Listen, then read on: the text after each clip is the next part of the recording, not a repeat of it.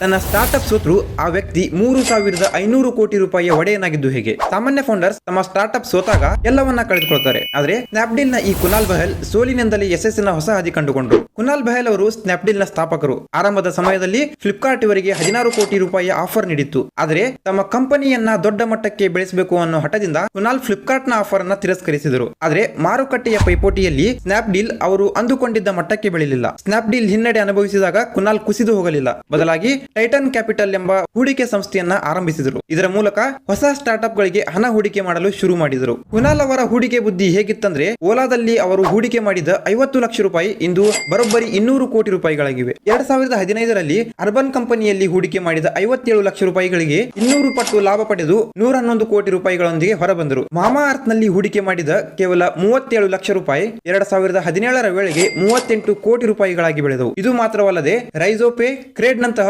280ಕ್ಕೂ ಹೆಚ್ಚು ಕಂಪನಿಗಳಲ್ಲಿ ಇವರು ಹೂಡಿಕೆ ಮಾಡಿದ್ದಾರೆ. ಅದಕ್ಕೆ ಕುನಾಲ್ ಅವರು ತುಂಬಾನೇ ಕಾನ್ಫಿಡೆಂಟ್ ಆಗಿ ಹೇಳ್ತಾರೆ, ರಿಸ್ಕ್ ತೆಗೆದುಕೊಳ್ಳುವುದು ನನಗೆ ಇಷ್ಟ, ಡೀಲ್ ಮಾಡುವುದು ನನ್ನ ಕಲೆ ಅಂತ.